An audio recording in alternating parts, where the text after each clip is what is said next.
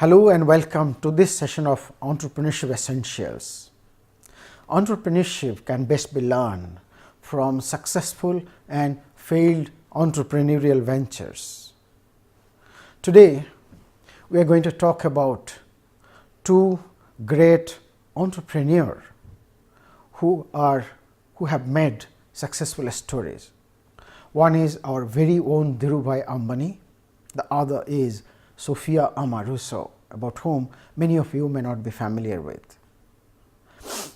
They are successful entrepreneurs who started their life from very humble background, and they enacted success stories of a different kind. We are going to see what. Their stories bust all myths around entrepreneurship, and I am sure their stories are going to be highly inspiring for all of us, for any aspiring entrepreneur in particular. Dhirubhai Ambani, an entrepreneur par excellence. He built Reliance Industries, India's only private sector Fortune Global 500 companies, which are the largest global enterprises, 500 largest global enterprises, and Reliance is the only private sector, one of them. He set up world-class refinery. He set up best-in-class petrochemical plant using best technology in the world that now contributes about 3% of India's GDP, 5% of export, and nearly 10% of indirect tax collection of Government of India. In my previous lecture, I mentioned that as 5%, it should be between 5 and 10 in absence of any authentic, reliable information, source of information. Reliance Jio alone is going to contribute or going to add about 5.65% to per capita GDP as per a study done by one of the units of Harvard Business School. He was born in a poor family in Gujarat. His father was a school teacher, but still the financial condition was not so good. Because of pecuniary problem, he started engaging in trading very early on. At a tender age, he was selling potato fry and other things in a local marketplace. He was highly intelligent and had a high level of physical and mental energy, strong willpower, zest for life. He could undertake difficult activities and could complete them without looking back. He had high ambition to graduate and to start his own business after graduation, but the financial condition actually forced him to leave the country and go to Middle East. In fact, as per his father's advice, he went to Aden, which is part of present day Yemen, and he started his career there as a petrol pump attendant. But he soon joined a company called Abyss and Co. It is a French company, and then gradually moved forward.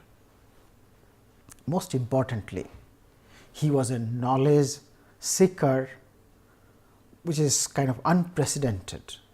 Means his hunger for knowledge was unprecedented. He self-learned export import. While at Aden, he self-learned export import, commodity trading, marketing and distribution, currency trading, money management. This happened when commodity trading in India was not prevalent, but he learnt it hands-on.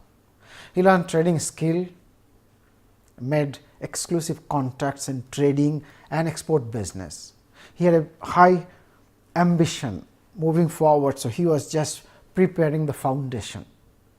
He extended free service to the Gujarat community at Aden so as to learn accountancy, banking, insurance, shipping documentation.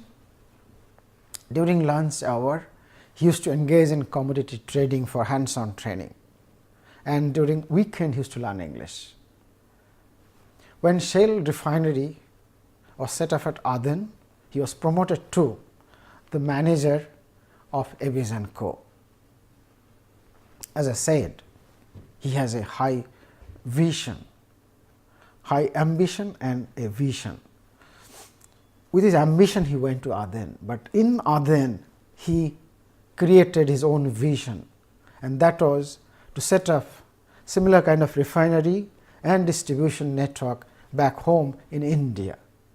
So, with that vision, he came back to Bombay in 1958, but he did not have sufficient money. So, he started making comprehensive plan as to how to achieve the vision. So, he looked for a startup opportunity. He started Reliance Commercial as a spice trader in early 60s. His office comprised of just 2 chairs, 1 table, and he used to share a telephone with a neighboring office. Such was the starting of Reliance Commercial.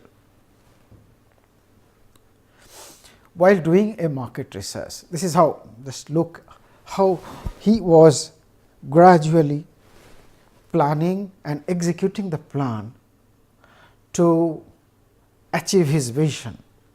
So, he was always in the lookout for business opportunities that will give him higher return. So, while doing a market research, he realized that Indian exporters were mostly focused on high margin and not quality or a strict delivery schedule. That was kind of a short term focus on profit, not really on a long term sustainable business. So, he realized that this is an opportunity, because people across the world would look for people whom they can trust, who will maintain quality, who will deliver in time, maintain commitment. So, he took that as an opportunity and he started offering quality goods, and he delivered even before schedule. So, that is how he gradually gained their trust. He chose customers who value quality. He never used to trade with customers who would be happy for low quality goods at a low cost. Moving forward, he realized that spice trade has limited volume, limited margin. So, what he was looking for better opportunity. So, he diversified into yarn trading, which was the mainstay for multinational such as Forbes. So, he made good money in trading business of yarn trading business. But here again, because he was focused on a long term vision, he was not focusing on making quick money or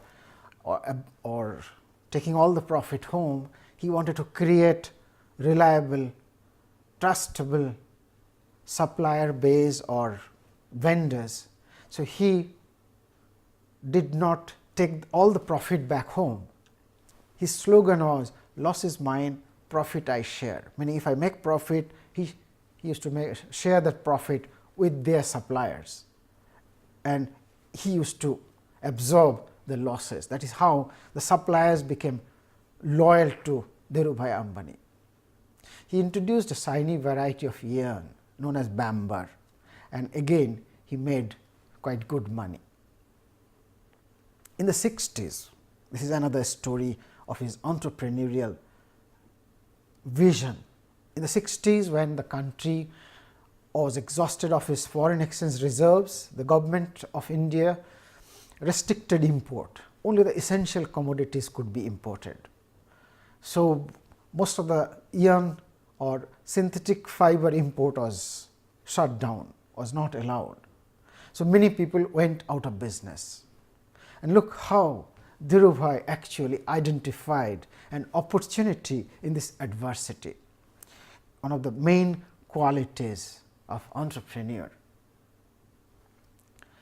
So, what Dhirubhai did, he had established contact in Aden. So, he procured nylon yarn from local market, and then he exported that to his contact in Aden, he sold them at a loss, but in the process he earned foreign exchange. Using that foreign exchange, he could import synthetic fiber to the country, and because there was very few other players, so he was acting almost like a monopolist. Moving forward, he realized that yarn business has limited profit, limited prospect. So, he wanted to do some value addition to the yarn or value added business. This is something that we know, that we call forward integration. Using the yarn, he wanted to make fabric, so that he adds value and then he gets better margin.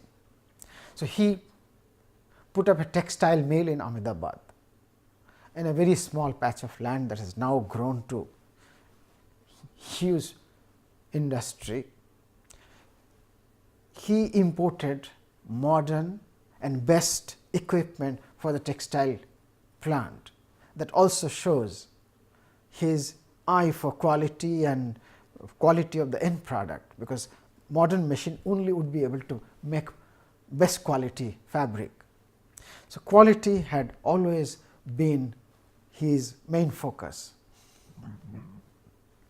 The World Bank certified that the textile mill that is set up at Ahmedabad was excellent, even by developed country standard. He also maintained good network with anybody and everybody that he came across. So, back home, when he started this textile business, he hired majority of his contacts in Aden. He bypassed resistance of the established mills. What is this resistance? As we know and we will see moving forward, that businessmen always try to create an entry barrier against new entrant. Particularly trading business has limited volume. So, any new entrant is going to share part of the business and part of the wealth that they are about to create. So, there were huge resistance from entry of new entrant like Dhirubhai Ambani. So, he could not actually enter into this trading part. What he did is he bypassed all these middlemen or wholesaler. He started selling his fabrics directly to the retailer. So, that is how he could sustain this business, otherwise it will be impossible. He introduced his own brand by the name Bimal, which means pure. Moving forward, he set up refineries. That was his vision at the beginning, and the refinery was such quality that the World Bank said this is one of the best refineries in the world. Reliance Industries and its many other subsidiaries now contributes to about 3% of India's GDP, 5% export, 10% of the country's indirect tax. I am repeating this slide so as to overemphasize this data. This is humongous by any standard. Imagine that we have 20 Reliance Industries today, our GDP will be almost double. A poll conducted by Times of India in 2000 voted Dhirubhai Ambani as the greatest creator of wealth in the century. So, it clearly speaks volumes of what. Our next story is about Sophia Amoruso. She started a company called Nasty Gal.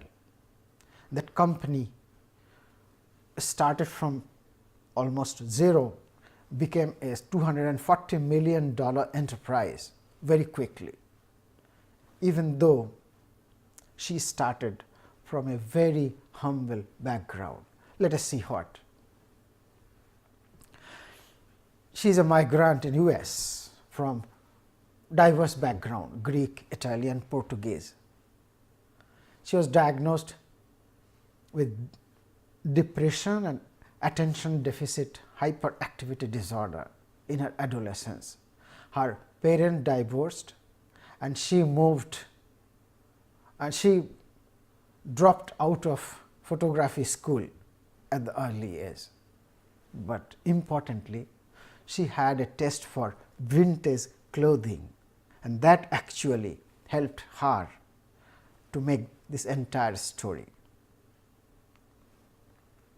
At the age of 17, she left home. There was nobody to take care of her at home. Traveled to Sacramento, California, did various odd jobs, including working in bookstore, record shops. She found herself dumpster diving and stealing. Dumpster diving is diving into garbage dumps and salvaging some food extras that people might have dropped. So, that was her condition. She was sustaining on garbage, almost literally speaking, and she was caught stealing on several occasions. But she, as I said, she had an eye for vintage clothing. So, she used to look around.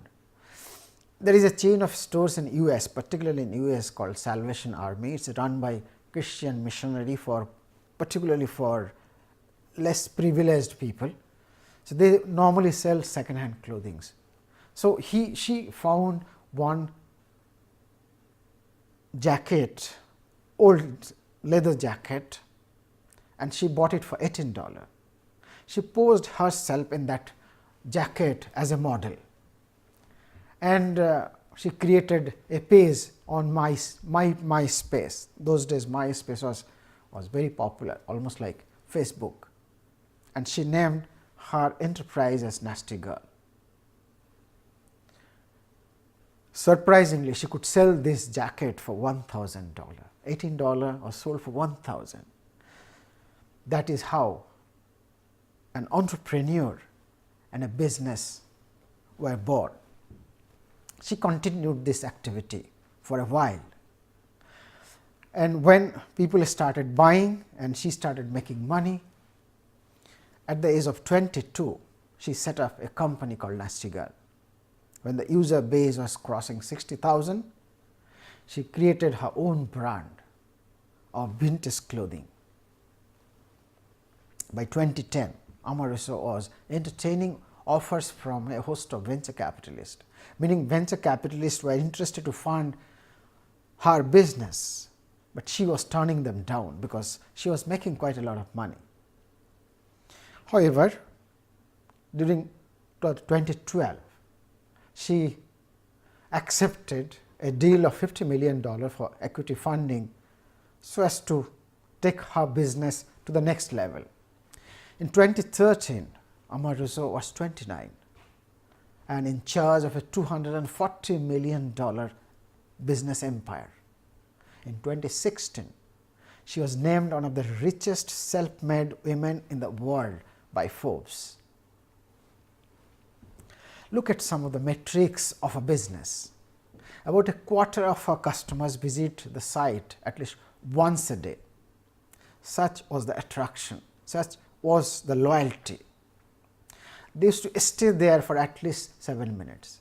The top 10 of these customers to visit more than 100 times a month. Many admit that they refresh the page in anticipation of new arrival. So, new arrival was a regular phenomena on her site. She sold 93% of the inventory at mark price or full price, when even today discount is the order of the day for e-commerce companies. However, Sophia diversified or diverted her attention to too many other things, and the business was neglected. Success actually distracted her into various other attractive things, things that are attractive in life. In November 2016, she had to file for bankruptcy protection. Amoruso resigned as executive chairwoman. In February 2016, Nasty Girl was sold just for a meager $20 million, whereas VC themselves gave $50 million, and the valuation must have been more than $200 million at that time when they funded. Amoruso, after selling the company, obviously majority of the money went to the VCs. After selling the company, she started all over again. So, she founded Girlboss Media in the same year, and her current net worth is around $10 million. A Netflix comedy series called Girlboss, partially based on the story of Nasty Girl, was telecast in 2017. She recently raised another VC funding of $3.1 million to fund his growth of her burgeoning media platform. Amoruso has expressed the desire to be the next Oprah Winfrey for the millennials and beyond, with a mission to help women succeed on their own terms. The term millennial may be new, so I will just explain. Millennials are the people, are the young people who are entering into the job market in this 21st century. In her Girlboss website, she mentions about us, our mission. We exist to redefine success for millennial women by providing the tools and connections they need to own their future. This is truly the mission that she set after exiting from Nasty Girl. Their purpose and their values, you can read them here. 5 strategies were attributed to the success of Nasty Girl. Her understanding of the customer, an eye on profit, her social skill, consistent philosophy, uncompromised and consistent ethics. She knew her customer better than any other company knowing their customer. She could understand the changing taste of the customers, meaning she could preempt what shape fashion is going to take, and she used to prepare herself with that. So, people, her customer never used to leave her portal and go to some other place. She knew her customer so very well, it is a reputation. Her philosophy, she has an eye for profit. Her philosophy was sell at a price which is more than the buying price, purchase price. So, she always made profit from day one. She developed a pin sharp sense of who her customers were and what they are willing to pay for, willing to pay a premium for. So, that is ensured that she makes profit all the time. She made profit all the time. Nasty Girl, particularly Sophia, was very active in the social media. In fact, her business took root from social media. So, she regarded social media as her foundation, and she always were leveraging on the social media. So, she made sure the customers are served, their ego is always titillated so that they feel enamored, and they used to post even customers' picture in the portal and many other things, so that customer feels a sense of belongingness to the company, almost like the company belongs to them. At the very least, they used to think that this is the company that understands them, that has the best interest of the customer in their mind. Obviously, uncompromised and consistent ethics is the other one. 4 reasons why it failed. It was very successful till they raised venture capital fund, but the moment money started, $50 million of cash was there, she started spending left and right. Cash is the king in entrepreneurship, and one should have the greatest of respect for money, for cash. But she started splashing cash here and there. Particularly, she started diversifying into too many things, particularly her attention, not really the business per se. As success embraced Amoruso, she started growing a knack for everything, except the business itself. After raising venture capital, she moved the company into lavish Los Angeles headquarters, opened 2 brick and mortar stores that was never there earlier. She leased a dedicated distribution center, spent a fortune on marketing. So long, marketing used to be done by everybody. Everybody in the company used to feel a sense of ownership. Everybody was selling, kind of. This led to enormous leap in the burn rate and was unsustainable. Reason number 2, of course, number 1 also subsumed in a way. Amoruso started loving everything other than the job. But as a CEO, one should love the job as CEO, because the CEO job demands more than 100% of your attention. The moment you diversify into things like TV show, writing books, you can barely make time for your venture. The third reason that people attribute for the failure is that starting is easy, scaling is hard. This is a very important point. And many successful entrepreneurs, entrepreneurship ventures, they meet early success, but they cannot, they falter at the time when they actually need to scale up. Here is what Mark Zuckerberg did. He hired Sheryl Sandberg very early as his chief operating officer in order to flawlessly scale the business.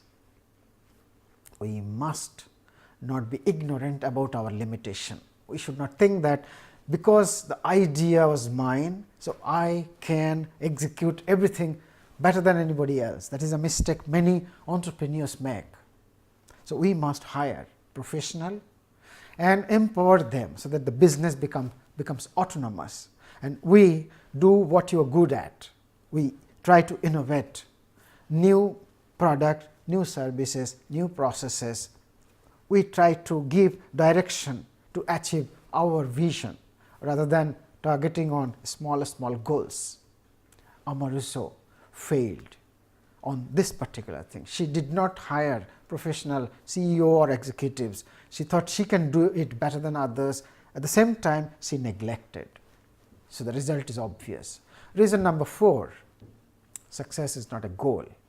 It is a way of life in the long run. So, when she was at the top of a 240 million venture, she thought everything has been done. Now, nothing more to be done. Now, she could divert her attention for maybe self actualization or something, so to speak. But the fact is that that was not success. Success was to run the business continuously as a successful venture and grow. Amoruso did not have a long term perspective. Here is some words of wisdom from her LinkedIn site. So, in conclusion, you see the background of these 2 entrepreneurs, you will know that anybody can dream to become an entrepreneur. One can choose to adopt the type of business based on the domain knowledge, like Dhirubhai. He gained the knowledge in petroleum, petrol and refinery and textile. So, he became successful there. Amoruso had a knack for vintage clothing, and she was successful doing that. You need tenacity, understanding and readiness to assume the risk, and have to be passionate about execution. Dream big, remain passionate and focus your energy to execute the dream. Success is on your way. Thank you.